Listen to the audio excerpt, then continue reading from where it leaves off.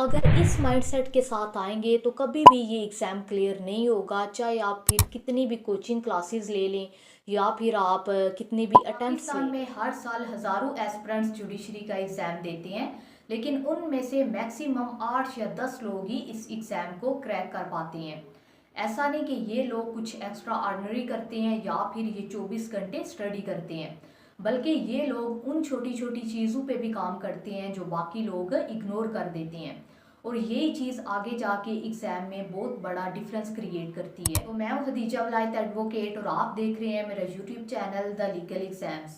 आज इस वीडियो में हम लोग 5 ऐसे पॉइंट्स डिस्कस करेंगे जिनको फॉलो करके आप इस एग्जाम को क्रैक कर सकते हैं। तो सबसे फर्स्ट पॉइंट अगर हम लोग देखें तो 1 ईयर डेडिकेटेड प्लान होना चाहिए आपके पास, क्योंकि जुडिशरी एक ऐसा कम्पिटिटिव एग्ज़ाम है जिसकी प्रिपरेशन 2 या 3 माह में पॉसिबल नहीं है, क्योंकि इसका सिलेबस बहुत ज़्यादा होता है। इसलिए अगर आप सोचते हैं कि आप कुछ सिलेक्टिव पोर्शन कवर करके या फिर कुछ गाइड बुक्स पढ़ के तो इस एग्ज़ाम को क्लियर कर लेंगे, तो ऐसा बिल्कुल पॉसिबल नहीं है, क्योंकि ज़्यादातर प्रैक्टिकल क्वेश्चन पूछे जाते हैं, जजमेंट्स में से क्वेश्चन आते हैं।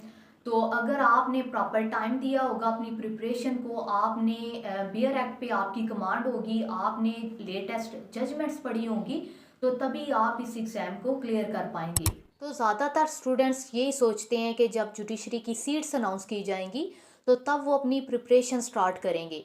तो जब सीट्स अनाउंस की जाती हैं उस टाइम पे अगर मैक्सिमम भी टाइम दिया जाए तो वो 1-2 माह का टाइम होता है, उसके बाद एग्ज़ाम स्टार्ट हो जाते हैं। लेकिन अगर पंजाब की बात की जाए तो पंजाब में तो इतना टाइम भी नहीं मिलता। जैसे ही हाईकोर्ट लाहौर सीट्स अनाउंस करती है उसके 15 या 20 दिन के बाद एग्ज़ाम स्टार्ट हो जाता है। तो अगर आप इस एग्ज़ाम को क्लियर करना चाहते हैं तो आपको डेडिकेटेड 1 ईयर प्लान चाहिए। कम से कम आपको 1 साल चाहिए जुडिशरी की प्रिपरेशन के लिए, तभी आप इस एग्ज़ाम को क्लियर कर सकते हैं। तो अब हम लोग अपने सेकंड पॉइंट की तरफ आते हैं। बहुत सारे एस्पिरेंट्स का ये क्वेश्चन होता है कि वो जुडिशरी की प्रिपरेशन कैसे स्टार्ट करें, क्या उन्हें कोई कोचिंग क्लासेस ज्वाइन करनी पड़ेंगी या फिर वो सेल्फ स्टडी करके भी इस एग्ज़ाम को क्लियर कर सकते हैं। तो एक चीज़ यहाँ पे मैं क्लियर कर दूँ, आप चाहे कोई अकेडमी ज्वाइन करें या फिर सेल्फ स्टडी करें, 80% एफर्ट आपने खुद करनी है। बाकी जो 20% है वो फिर हमें गाइडलाइन की ज़रूरत पड़ती है, और ये गाइडलाइन हमें किसी अच्छी एकेडमी से मिल सकती है, किसी मेंटोर से या यूट्यूब से भी हमें ये गाइडलाइन मिल सकती है। तो आप सेल्फ स्टडी करके भी इस एग्ज़ाम को क्लियर कर सकते हैं।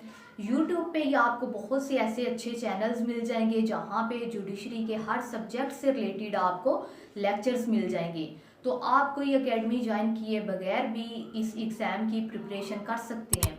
लेकिन यहाँ पे मैं एक चीज़ ज़रूर सजेस्ट करूँगी कि अगर आप सेल्फ स्टडी कर रहे हैं, आपने कोई एकेडमी ज्वाइन नहीं की, तो एग्ज़ाम से पहले एक दफ़ा आप टेस्ट ज़रूर दें। इससे आपको पता चलेगा कि आपकी प्रिपरेशन कैसी है, आपके वीक एरियाज़ कौन से हैं और आपने पेपर कैसे अटैम्प्ट करना है। तो इन सारी चीज़ों का आपको आइडिया हो जाएगा। और अगर आप लोगों को वीडियो अच्छी लगी है और आप लोग चाहते हैं कि मैं इस टॉपिक पे मज़ीद वीडियो बना के आप लोगों को गाइड करूं, तो इस वीडियो को लाइक करें, शेयर करें और कमेंट करके ज़रूर बताएं। अब हम लोग अपने थर्ड पॉइंट की तरफ आते हैं जो कि टाइम मैनेजमेंट से डील करता है। बहुत से ऐसे लोगों को मैंने देखा है जो सारा सारा दिन लाइब्रेरी में बैठ के तो स्टडी करती हैं। ये चीज़ मैं बिल्कुल रिकमेंड नहीं करूँगी, क्योंकि क्वालिटी मैटर करती है, नॉट क्वांटिटी। तो अगर आप प्रॉपर टाइम मैनेजमेंट के साथ प्रिपरेशन करते हैं तो फिर भी आप इजीली 9 से 10 घंटे क्वालिटी स्टडी कर सकते हैं। तो इन 10 घंटों को 3-3 घंटों में डिवाइड करें और फिर देखें कि आपने मेजर, माइनर या मिडल सब्जेक्ट को कितना टाइम देना है, और फिर उसके अकॉर्डिंग अपने टाइम टेबल को एडजस्ट करें। एक और चीज़ यहाँ पे मैं मेंशन कर दूँ, बहुत से ऐसे एस्पिरेंट्स हैं जो जीके या इंग्लिश को प्रॉपर टाइम नहीं देते, वो बिल्कुल इन दोनों सब्जेक्ट्स को लास्ट पे रखते हैं। तो आपने ये मिस्टेक नहीं करनी, आपने इन दोनों सब्जेक्ट्स को भी प्रॉपर टाइम देना है जैसे आप बाकी लॉ के सब्जेक्ट्स को देते हैं, क्योंकि इन्हीं दो सब्जेक्ट्स में ज़्यादातर एस्पिरेंट्स फेल होते हैं जुडिशरी के एग्ज़ाम में। उसके बाद जो अगला पॉइंट है वो साइकोलॉजी और माइंडसेट से डील करता है, क्योंकि आपका माइंड एक ऐसा पावरफुल वेपन है जिसको अगर आप कंट्रोल कर लेते हैं तो आप इजीली कुछ भी अचीव कर सकते हैं। अगर आप 100% श्योर हैं कि आप इस एग्ज़ाम में अपीयर होना चाहते हैं, then you need to work on your mindset. सबसे पहले आपने इस चीज़ पे बिलीव करना है कि मैं ये एग्ज़ाम पास कर सकता हूँ, क्योंकि अगर आप इस कन्फ्यूजन से स्टार्ट करेंगे कि पता नहीं ये एग्ज़ाम क्लियर होगा या नहीं होगा, या फिर अगर आप ये सोचते हैं कि ये ट्राई करता हूँ पास हो गया तो ठीक है, अदरवाइज़ मैं कुछ और कर लूँगा, तो अगर इस माइंडसेट के साथ आएंगे तो कभी भी ये एग्ज़ाम क्लियर नहीं होगा, चाहे आप फिर कितनी भी कोचिंग क्लासेस ले लें या फिर आप कितने भी अटेम्प्ट्स ले लें। तो सबसे पहले आपके माइंड में एक क्लैरिटी होनी चाहिए अपने गोल को लेके। आपको पता होना चाहिए कि आप अंदर से कितने विलिंग है इस पोस्ट को हासिल करने के लिए, क्योंकि जब तक आपको क्लैरिटी ही नहीं होगी, आपको खुद पे बिलीव ही नहीं होगा, तो आप किसी भी फील्ड में सक्सेस हासिल नहीं कर सकते, चाहे फिर वो कम्पिटिटिव एग्ज़ाम हो या कोई भी फील्ड हो। अब हम लोग अपने लास्ट और मोस्ट इम्पॉर्टेंट पॉइंट की तरफ आते हैं, जो कि एक्सरसाइज एंड मेडिटेशन है। अगर आप कोई भी कम्पिटिटिव एग्जाम देते हैं तो उसका एक मेंटल स्ट्रेस होता है आप पे।